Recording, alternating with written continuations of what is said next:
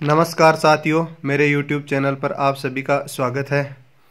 आज मैं आपके लिए लेकर आया हूं निष्ठा मॉड्यूल 7 के सभी 40 प्रश्नों का उत्तर, जिन्हें देखकर आप अपने 20 के 20 क्वेश्चन सही कर सकेंगे। तो चलिए शुरू करते हैं।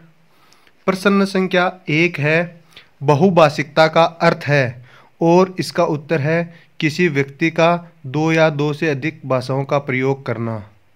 अगला प्रश्न है, इनमें से सही कथन है भाषाएं परस्पर एक दूसरे से मिले जुले रूप में ही विकसित होती है।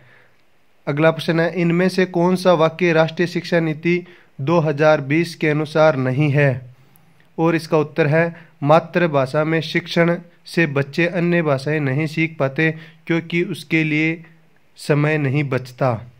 अगला प्रश्न है, कमला जी कक्षा 2 के बच्चों को हिंदी सिखाना चाहती है, उन्हें अपनी कक्षा में निम्न में से कौन सी रणनीति अपनानी चाहिए, और इसका उत्तर है हिंदी भाषा का प्रयोग पूरी तरह से बच्चों के हिंदी समझने के स्तर के अनुसार करना।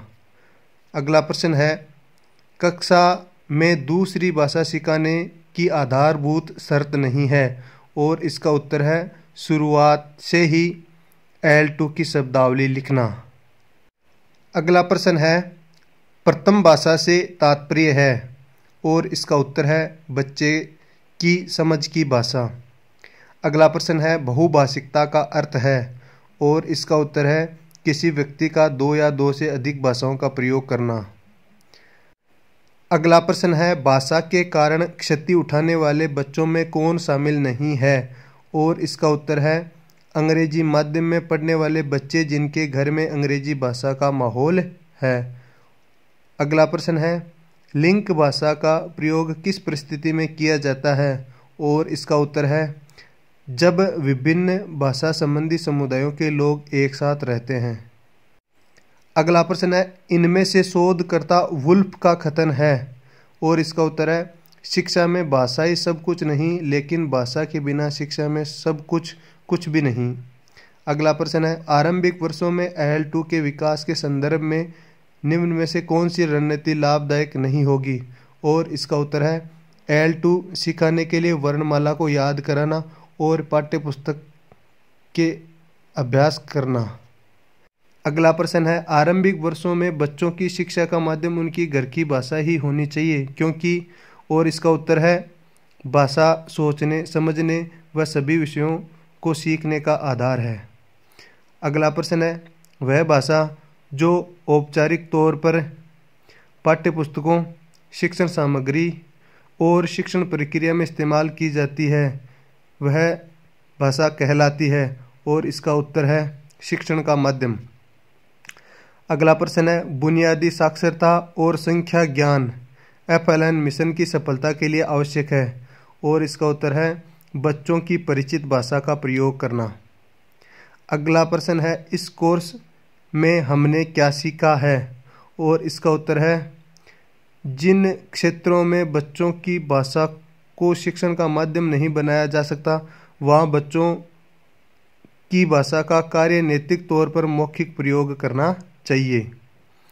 अगला प्रश्न है, बहुभाषी शिक्षण के संदर्भ में निम्न में से गलत वाक्य है, और इसका उत्तर है अलग अलग भाषाओं को कक्षा में जगह देने से बच्चों के सीखने पर नकारात्मक प्रभाव पड़ता है।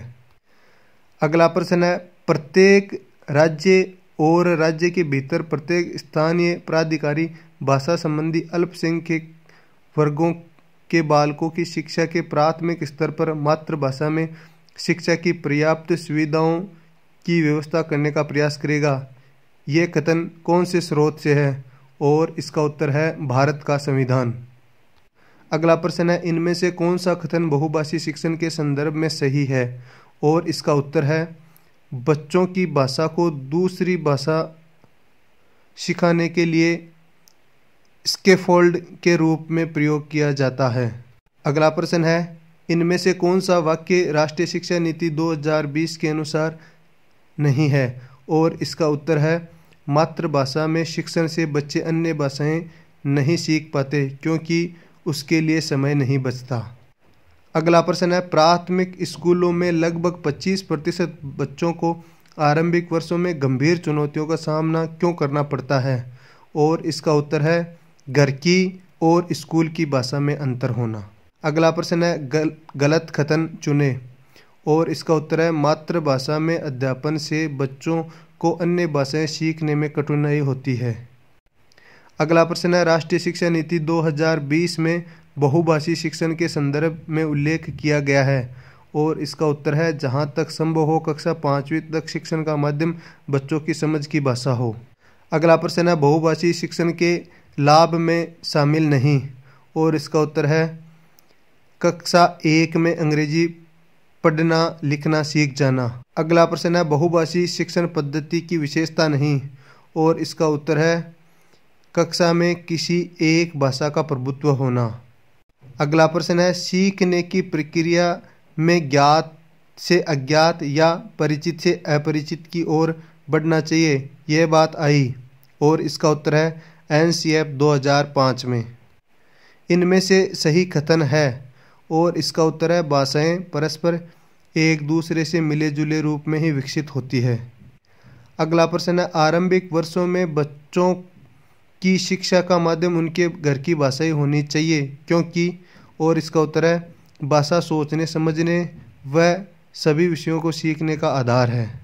अगला प्रश्न है, कोर्स में वारली पेंटर की कहानी देने का उद्देश्य क्या है? और इसका उत्तर है आवश्यकतानुसार एक से अधिक भाषाओं के उपयोग के बारे में बताना। अगला प्रश्न है, असम में चाय के बगीचों में काम करने वाले आदिवासी समूह के बीच की भाषा को कह सकते हैं। और इसका उत्तर है लिंक भाषा। अगला प्रश्न है, इनमें से मिश्रित भाषा का उदाहरण नहीं है। और इसका उत्तर है शिक्षक L2 में बोलते हैं और बच्चे L2 में जवाब देते हैं। अगला प्रश्न है, रोजमर्रा के जीवन में हम में से अधिकतर लोग कैसी भाषा का प्रयोग करते हैं? और इसका उत्तर है मिलीजुली भाषा। अगला प्रश्न है, ज्ञान के सर्जन के लिए किस भाषा का पुल आवश्यक है? और इसका उत्तर है परिचित भाषा। अगला प्रश्न है, राष्ट्रीय शिक्षा नीति 2020 मातृभाषा के प्रयोग के बारे में क्या कहती है? और इसका उत्तर है छोटे बच्चे अपनी मातृभाषा के माध्यम से बेहतर रूप से सीखते हैं। अगला प्रश्न है, UDISE के अनुसार भारत के स्कूलों में शिक्षण का माध्यम कितनी भाषाएं हैं? और इसका उत्तर है 36। अगला प्रश्न है, इस कोर्स में हमने क्या सीखा? और इसका उत्तर है जिन क्षेत्रों में बच्चों की भाषा को शिक्षण का माध्यम नहीं बनाया जा सकता वहां बच्चों की भाषा का कार्य नैतिक तौर पर मौखिक प्रयोग करना चाहिए। अगला प्रश्न है, भारत की जनगणना 2011 के अनुसार भारत में कुल कितनी मातृभाषाएं बोली जाती है? और इसका उत्तर है 1369। अगला प्रश्न है, भाषा के कारण क्षति उठाने वाले बच्चों में कौन शामिल नहीं है? अंग्रेजी माध्यम में पढ़ने वाले बच्चे जिनके घर में अंग्रेजी का माहौल है। अगला प्रश्न है, गलत कथन चुने। और इसका उत्तर है मातृभाषा में अध्यापन से बच्चों को अन्य सभी विषयों को सीखने में कठिनाई होती है। भाषा शिक्षण से जुड़ी भ्रांति चुनिए।